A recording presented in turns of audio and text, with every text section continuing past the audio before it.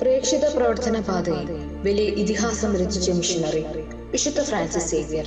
സ്പെയിനിലെ Baskin 1506 April 7 Don ജുവാന്റെയും മരിയയുടെയും 7 മക്കളിൽ രണ്ടാമനായി Francis Xavier ജനിച്ചു. ഫിലോസഫിയിൽ ഡോക്ടറേറ്റ് എടുത്ത പ്രസിദ്ധനായ ഒരു പ്രൊഫസർ ആവുക എന്ന ലക്ഷ്യത്തോടുകൂടി ഉന്നത വിദ്യാഭ്യാസത്തിനായി 1525 പാരീസ് സർവകലാശാലയിലെത്തി. അവിടെ വെച്ച് യാദൃശ്ചികമായി നാട്ടുകാരനും കോളേജ് പ്രൊഫസറുമായ ഇഗ്നീഷ്യസ് ലയോളയെ കണ്ടുമുട്ടി. അദ്ദേഹത്തിന്റെ വാക്കുകൾ: ലോകം മുഴുവൻ നേടിയാലും ആത്മാവ് നശിച്ചാൽ എന്ത് ഫലം? ഫ്രാൻസിസിനെ ഇതിരുത്തി ചിന്തിപ്പിച്ചു. ഈശോ സഭ സ്ഥാപിക്കുന്നതിനുള്ള കാര്യങ്ങളിൽ ഇഗ്നീഷ്യസ് മുഴുകി കഴിയുന്ന സമയത്തായിരുന്നു അത്.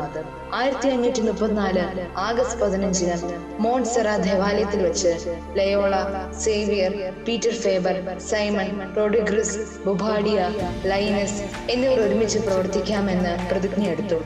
ഈശോ സഭയുടെ ആരംഭമായിരുന്നു അത്. 1537 ഈശോ സഭയ്ക്ക് മാർപ്പാപ്പയുടെ അംഗീകാരം ലഭിച്ചു. 1537 ജൂൺ 24 ഫ്രാൻസിസ് സേവ്യർ പൗരോഹിത്യം സ്വീകരിച്ചു. 40 ദിവസം തീവ്രമായ പ്രാർത്ഥനയും ഉപവാസവും നടത്തി ആധ്യാത്മികമായി ഒരുങ്ങിയാണ് ഫ്രാൻസിസ് തന്റെ പ്രഥമ ദിവ്യബലി അർപ്പിച്ചത്. പിന്നീട് സുഹൃത്തുക്കളോടൊപ്പം വെനീസിലെത്തിയ അദ്ദേഹം രോഗികളെ പരിചരിച്ചു കഴിയുകയായിരുന്നു. പൗരോഹിത്യ സ്വീകരണത്തിന് ശേഷം ഇറ്റലിയിലെ ബൊളോഞ്ഞയിൽ സുവിശേഷ പ്രസംഗം നടത്തിക്കൊണ്ടിരുന്നപ്പോൾ രോഗം ബാധിച്ചു. അങ്ങനെ റോമിൽ ഇഗ്നീഷ്യസിന്റെ പ്രൈവറ്റ് സെക്രട്ടറിയായി ജോലി ചെയ്തുകൊണ്ടിരിക്കുമ്പോഴാണ് പോർച്ചുഗലിലെ രാജാവായ ജോൺ മൂന്നാമൻ പൗരസ്ത്യ ദേശത്തെ കോളനികളിൽ ക്രിസ്തുമത പ്രചാരണം നടത്താൻ ജസ്യൂട്ട് മിഷണറിമാരെ അങ്ങോട്ട് അയക്കാൻ ആവശ്യപ്പെട്ടത്. ഫ്രാൻസിസ് ആ ദൗത്യം ഏറ്റെടുത്തു. ഒരു ദിവസത്തെ ഒരുക്കത്തിന് ശേഷം അദ്ദേഹം പോർട്ടുഗീസ് അംബാസഡറുടെ കൂടെ ലിസ്ബണിലെത്തി. അവിടെ നിന്ന് 1541 ഇന്ത്യയിലേക്കുള്ള യാത്ര ആരംഭിച്ചു. 3 മാസം കൊണ്ട് എത്തിച്ചേരുമെന്ന പ്രതീക്ഷയിൽ ആരംഭിച്ച കപ്പൽ യാത്ര 11,000 മൈൽ സഞ്ചരിച്ച് 13 ദിവസം കൊണ്ടാണ് ലക്ഷ്യസ്ഥാനത്തെത്തിയത്. അങ്ങനെ 1542 മെയ് 6 ഗോവയിൽ ഫ്രാൻസിസ് കാലുകുത്തി. ആദ്യം പ്രാദേശിക ഭാഷ പഠിക്കാനുള്ള ശ്രമമായിരുന്നു. പിന്നെ രോഗി ശുശ്രൂഷ, വചന പ്രഘോഷണം, വിശ്വാസ പരിശീലനം എന്നിവയിൽ മുഴുകി. 5 മാസം ഗോവയിൽ തങ്ങിയ ശേഷം ഫ്രാൻസിസ് കന്യാകുമാരി മുതൽ തൂത്തുക്കുടി വരെയുള്ള പ്രദേശങ്ങളിൽ പ്രേക്ഷിതവേല ആരംഭിച്ചു. തെക്കൻ കേരളത്തിലും പ്രവർത്തനം തുടർന്നു.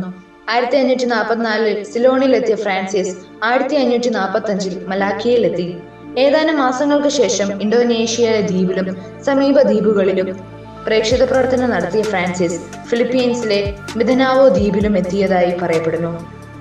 1547 മലാക്കിയിൽ തിരിച്ചെത്തിയ ഫ്രാൻസിസ് അവിടെ വെച്ച് പരിചയപ്പെട്ട അങ്കർ എന്ന ജപ്പാൻകാരനോടൊപ്പം ഗോവയിൽ മടങ്ങിയെത്തി. യൂറോപ്പിൽ നിന്ന് ഇഗ്നീഷ്യസ് ലയോള അയച്ച പല പ്രേക്ഷിതരും അപ്പോൾ ഗോവയിൽ എത്തിയിരുന്നു. ഇന്ത്യയുടെ പല ഭാഗങ്ങളിലേക്ക് അവരെ അയച്ചിട്ട് ജപ്പാൻകാരനോടൊപ്പം 1549 ആഗസ്റ്റ് 15 ജപ്പാനിലെ കഗോഷിമയിലെത്തി. ജാപ്പനീസ് ഭാഷ പഠിക്കാനുള്ള ബുദ്ധിമുട്ടും ബുദ്ധമത സന്യാസിമാരുടെ എതിർപ്പും കാരണം പ്രവർത്തനങ്ങൾ വേണ്ടത്ര വിജയിച്ചില്ല. 2.5 വർഷത്തിനു ശേഷം ഫ്രാൻസിസ് ജപ്പാനിൽ നിന്ന് ഗോവയിൽ തിരിച്ചെത്തി. പല പ്രശ്നങ്ങളും അദ്ദേഹത്തെ കാത്തിരിപ്പുണ്ടായിരുന്നു. ആ പ്രശ്നങ്ങളെല്ലാം പറഞ്ഞു തീർത്ത് പരിഹരിച്ച ശേഷം 1552 ഏപ്രിൽ 17 ചൈനയിലേക്കുള്ള യാത്ര തിരിച്ചു. ചൈനീസ് തീരത്തെ ഡാൻസിയൻ ദ്വീപിലെത്തിയ അദ്ദേഹത്തിന് പനി പിടിപെട്ടു. അത് വകവയ്ക്കാതെ ഒരു കപ്പലിൽ ചൈന വൻകരയിലെത്തിയെങ്കിലും 1552 ഡിസംബർ 8 അദ്ദേഹം ചരമം പ്രാപിച്ചു.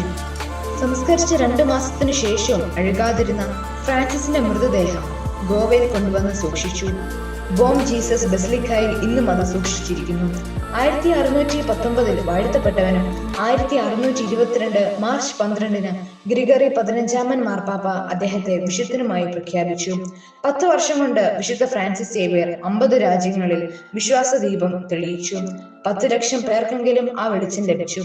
പ്രേക്ഷിത പ്രവർത്തകരുടെ എക്കാലത്തെ മാതൃകയും പ്രചോദനവുമാണ് അവരുടെ സ്വർഗീയ മധ്യസ്ഥനായ വിശുദ്ധ ഫ്രാൻസിസ് സേവ്യർ.